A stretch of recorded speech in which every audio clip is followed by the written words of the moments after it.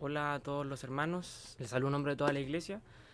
En vista y consideración de todo lo que ha sucedido, tomamos la determinación de igual manera poder compartir el mensaje que hoy día estaba preparado para toda la iglesia, de manera que podamos, a pesar de todo, poder escuchar la palabra, poder eh, recibir el mensaje que Dios preparó para nosotros y estar calmados, confiados, creyendo de que Dios es con nosotros y como se ha comentado, hemos hablado por allí, Dios hace lo imposible. Él puede sanarnos de toda enfermedad, Él puede guardarnos de todo mal. Sin embargo, Él nos manda a hacer lo posible y eso involucra el cuidarnos, el prevenir, el pensar en nuestro prójimo. Entonces, en vista y consideración de todo eso, estamos en la situación en la que estamos, cuidando y resguardando la salud, la integridad, como muestra de amor al prójimo, como muestra de precaución, no como falta de fe, al contrario, sino como un suplemento a ella, tratando de eh, echar mano a lo que Dios nos ha puesto, de manera que cuando lo hagamos, Él puede hacer lo imposible. Entonces, queremos compartir la palabra con ustedes y la palabra que estaba preparada para el día de hoy se encuentra en Santiago capítulo 1 verso 27 y dice así: la religión pura y sin mácula delante de Dios el Padre es esta: visitar a los huérfanos y a las viudas en sus tribulaciones y guardarse sin mancha del mundo. Vamos a hacer una oración para pedir por esta palabra, por todo aquel que pueda estar escuchando este mensaje.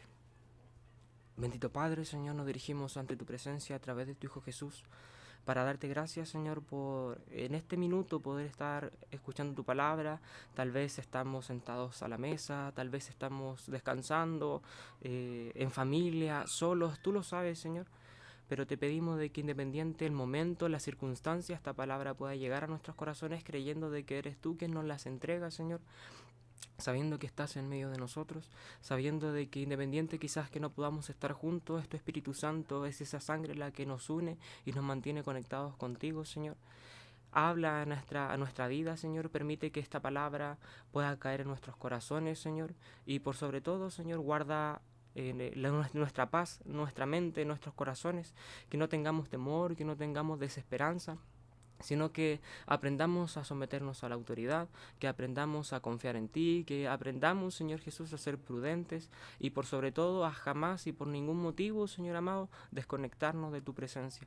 Gracias por todo, Señor, dejamos todo en tus manos, en el nombre de Jesús. Amén. Cuando nosotros estudiamos la Biblia, podemos ver la historia del pueblo de Israel y a través de toda su historia podemos ver cómo el perfil del israelita o cómo la mente, la visión, la perspectiva, la manera de ser del pueblo de Israel ha ido mutando, ha ido transformándose de acuerdo a las distintas circunstancias, partiendo por Abraham cuando fue llamado y toda la época de los patriarcas, vemos a un pueblo, entre comillas, de Israel con mucha esperanza, un pueblo que camina en las palabras de Dios, en aquella promesa de que la tierra prometida sería el lugar en donde ellos habitarían por siempre. Sin embargo, cuando entra Moisés a la escena, cuando entra la historia de Moisés, podemos ver un cambio en la mente, en la perspectiva del pueblo israelita, porque ahora era un esclavo, ya no era un hombre libre, esas esperanzas estaban casi por completo olvidadas, y durante todo el peregrinaje podemos ver a un pueblo esclavo justamente con esa mentalidad sometida, un pueblo que constantemente quería volver al pasado, volver a la esclavitud, un pueblo que no estaba preparado, un pueblo débil para poder tomar la tierra prometida, lo cual cambia cuando entra Josué. Y ahí vemos una generación nueva, una generación renovada, una generación con fuerza, con esperanzas, que estaba dispuesta a conquistar la tierra y que justamente fue eso lo que lograron conseguir. Sin embargo, con la muerte de Josué entramos a un periodo muy oscuro en donde se nos demuestra un pueblo de Israel, a una persona, a un israelita, a un hebreo, con una espiritualidad decadente, una espiritualidad que está casi olvidada. Vemos idolatría, vemos olvido, vemos inmoralidad, vemos cómo el pueblo de Israel cae en un círculo vicioso de idolatría, de arrepentimiento, de prosperidad, en donde en un momento determinado se someten a Dios, pero cuando muere el líder vuelven a caer en nuevamente este otro círculo. Y luego vemos a otro pueblo también más adelante, más empoderado, en donde alcanza su máximo con el rey David, en donde este pueblo ya pertenecía a una nación grande, una nación firme, estable. Con Salomón también alcanzaron esta cúspide. Sin embargo, con la muerte de Salomón y la ruptura del reino, vemos cómo da a luz la realidad que era latente a lo largo de toda la historia, fría, oscura, de idolatría, de constante arrepentimiento y caídas, de fracasos, de errores. Y eso lo vemos también alcanzando su máximo punto con la destrucción tanto de Israel como de Judá, siendo llevados al exilio. Y no vemos un cambio de actitud nuevamente hasta que entra Jesucristo a la escena, en donde tenemos una sociedad totalmente distinta, totalmente nueva, al menos en comparación a la última que nos había mostrado el Antiguo Testamento, en donde vemos un pueblo que estaba subyugado por Roma. Sin embargo, vemos una actitud totalmente distinta y única a lo largo de toda la historia de Israel, porque es una de las únicas que escapa a la norma, a lo que el contexto al menos va avanzando. No vemos a un pueblo de Israel que se alejó a adorar a otros dioses. No vemos a un pueblo de Israel que se olvidó de la ley. Todo lo contrario. Vemos a un pueblo que, a pesar de estar sometido por Roma, un imperio súper fuerte, mantiene sus creencias, mantiene su religión. Sin embargo, justamente esto es lo negativo, lo que resalta, que esa religión es vana, es fría, es vacía, es hueca. Como lo dice en un momento Jesucristo, son sepulcros blanqueados, se preocupan por limpiar el exterior y no el interior. Y vemos un perfil particularmente encabezado por este grupo llamado los fariseos, que se enfocaban en aparentar una vida que en verdad era falsa, en aparentar una imagen que en verdad no era real, una vida que ellos no llevaban, de promulgar leyes que ellos no practicaban, de ostentar una santidad que en verdad no tenían. Entonces, vemos esto, vemos a fariseos dando grandes ofrendas, orando con oraciones llenas de palabras infladas, haciendo sacrificios. Sin embargo, Jesucristo condena repetidamente esta práctica y en un momento les dice lo siguiente. Mateo capítulo 23, verso 23 y 24. Le dice Jesús: «Ay de vosotros, escribas y fariseos hipócritas, porque diezmáis la menta y el eneldo y el comino, y dejáis lo más importante de la ley, la justicia, la misericordia y la fe. Esto era necesario hacer sin dejar de hacer aquello. Guías ciegos, que coláis el mosquito y tragáis el camello». ¿A qué se refiere Jesucristo con toda esta crítica? Primero, los tilda de hipócrita, porque justamente ellos aparentaban algo que en la privacidad en realidad no eran. Decían ser justos, cuando en verdad no lo eran. ¿Y qué sucedió? Que el pueblo de Israel en un periodo comenzó a crear tantas leyes, que en un momento Cristo se los dice, que ustedes ni siquiera son capaces de cumplir. Le ponen cargas a los demás que ustedes no son capaces de llevar. Y tantas leyes que adornaban la religión que comenzaron a olvidarse del centro y del foco de lo que realmente es la religión. Lo que leíamos en principio en Santiago, que es amor, misericordia, cuidado al prójimo. No porque lo demás no importe, sino porque en realidad pasa a segundo plano. De hecho, les dice, no es que esto es que lo que ustedes hagan está mal, es que olvidan y le dan más importancia que a lo verdaderamente importante. ¿Y a qué se refiere con esto de que diezman la menta, el eneldo y el comino? Podemos imaginarnos y que una de las leyes era que debían diezmar de todo lo que ellos recibiesen, cosechasen o tuviesen ingresos. Entonces, incluía todo, incluyendo los cultivos o los animales. Imagínense por un momento tener que sacar el 10% de toda la menta que yo recogí. Imagínense una casa normal, una persona que cosecha sus propias verduras, sus propias plantas, sacar todo y apartar el 10%, no solo de la menta, sino de semillas.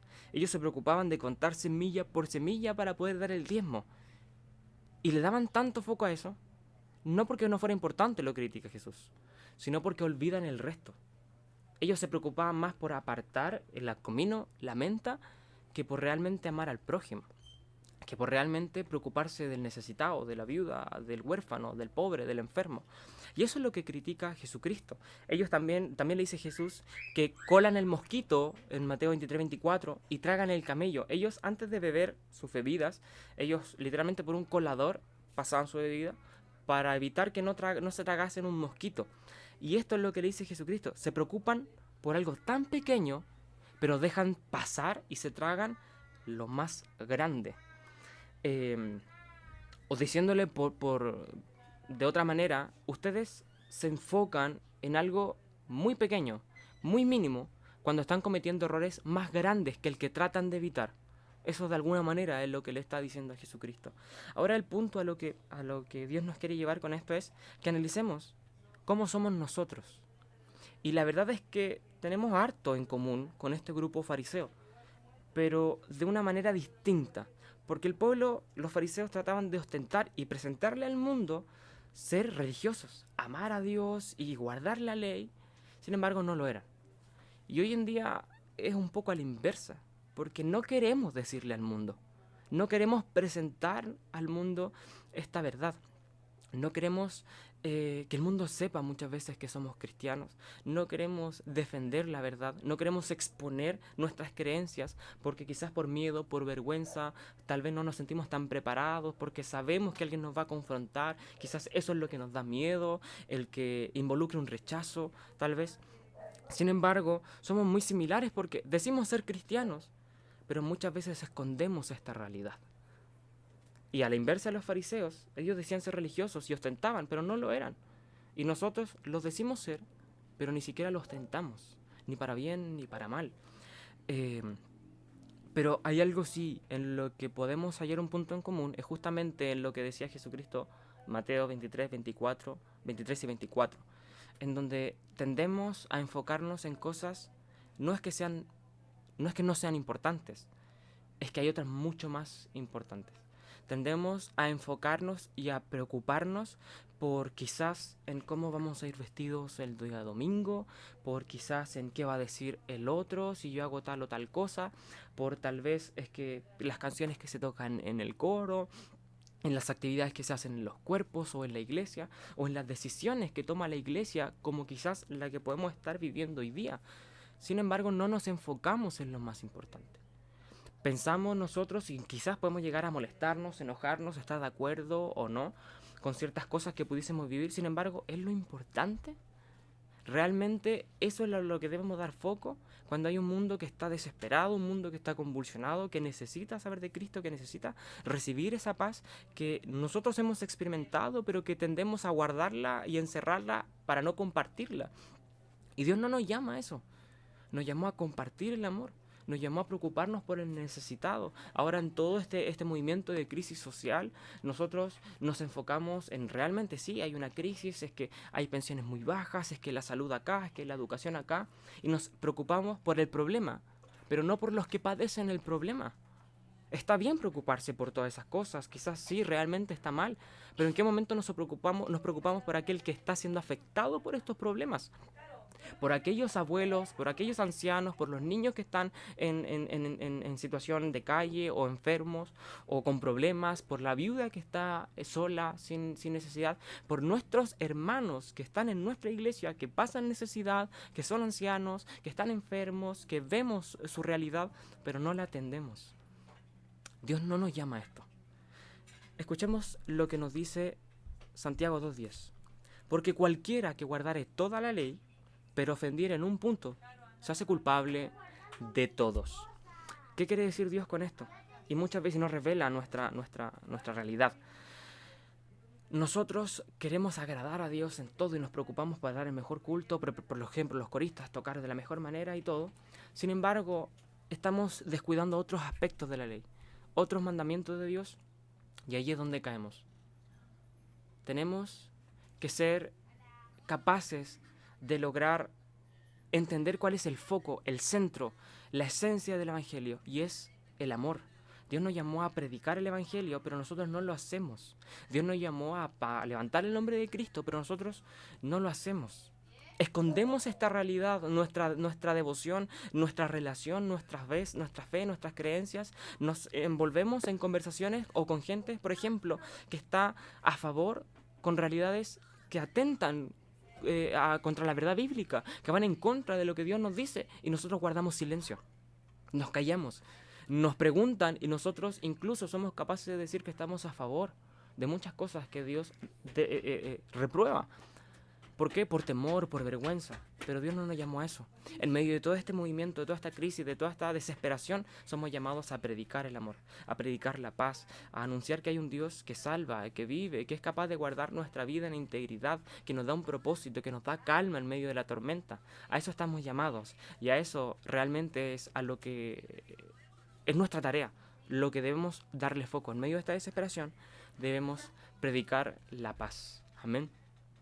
Esta era la palabra que Dios tenía para cada uno de nosotros. Espero que podamos escucharla hasta el final, meditarla en ella y que Dios la haga vida en nosotros. Descansemos en la paz de Dios. Confiemos en Él. Confiemos en que Él va a tener cuidado de nuestra vida. En que si nosotros hacemos lo posible, Él hará lo imposible. No nos desesperemos. Sin embargo, seamos prudentes. Seamos cautelosos. No llamemos a la desesperación. No malinterpretemos ciertas realidades, sino que realmente confiemos en Dios. Que el Señor nos bendiga.